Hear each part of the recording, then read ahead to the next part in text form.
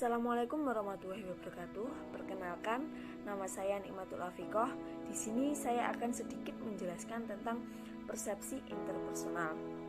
Sebelumnya, mari kita ketahui terlebih dahulu apa itu persepsi atau pengertian persepsi. Persepsi merupakan proses untuk menerjemahkan segala informasi yang didapat dari lingkungan, baik lewat penglihatan, pendengaran, penghayatan, dan perasaan.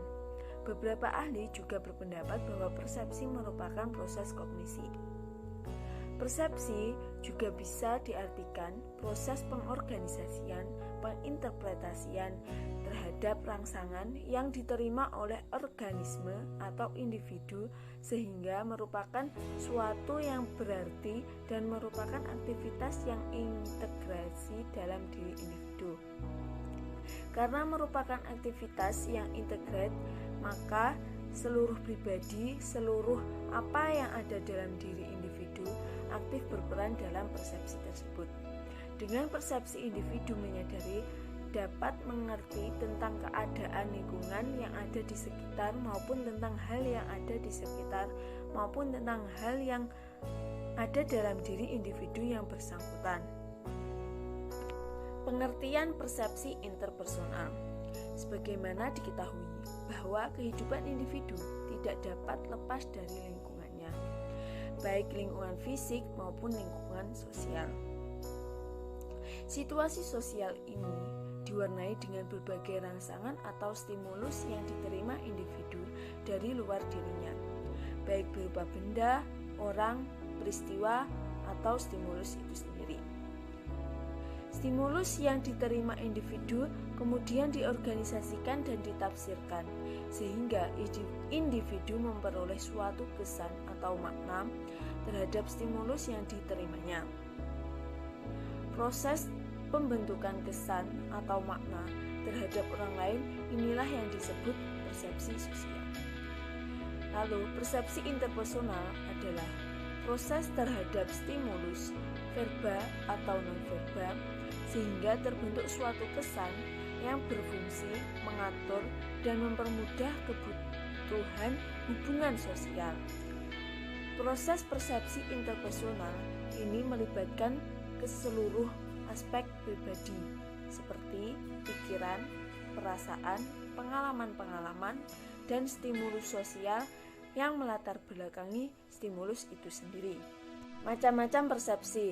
Ada dua macam persepsi, yaitu satu, external perception, yaitu persepsi yang terjadi karena adanya rangsangan yang datang dari luar individu.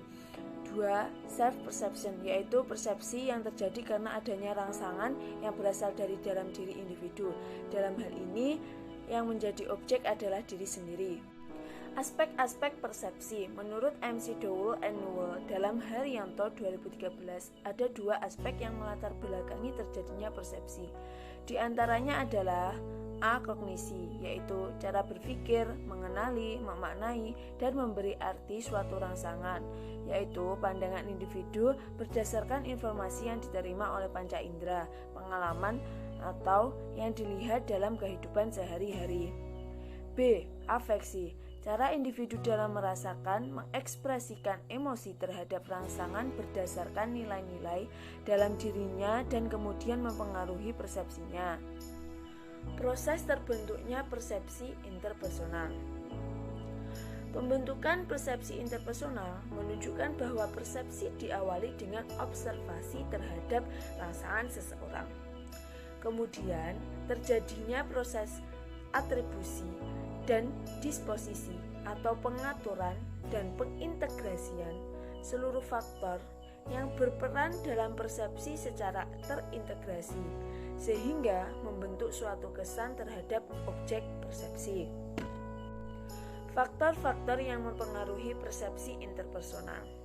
Menurut Kelly dalam buku Taylor et al. Tahun 1994 menyatakan bahwa ada dua faktor yang penting yang mempengaruhi persepsi interpersonal.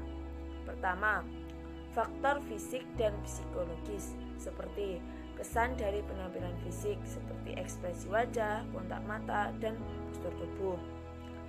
Lalu, perasaan, suasana hati, emosi, dan informasi nonverbal merupakan faktor yang penting dalam mempersepsikan. Kedua, latar belakang kepribadian yang ada di balik penampilan fisik seseorang, seperti sifat, motif-motif, dan kecenderungan atau minat seseorang. Nilai dan sikap seseorang tidak luput dari memberi sumbangan bagi pendapat seseorang tentang orang lain. Orang yang memegang nilai dan sikap otoriter tentu akan memiliki persepsi sosial yang berbeda dengan orang yang memegang nilai dan sikap liberal. Demikian pula, pengalaman masa lalu sebagai bagian besar informasi dalam menentukan pembentukan persepsi seseorang. Harapan-harapan seringkali memberi semacam kerangka dalam diri seseorang untuk melakukan penilaian terhadap orang lain ke arah tertentu. Itu tadi sedikit materi dari saya. Apabila ada kesalahan-kesalahan, saya mohon maaf. Terima kasih sudah mendengarkan. Assalamualaikum warahmatullahi wabarakatuh.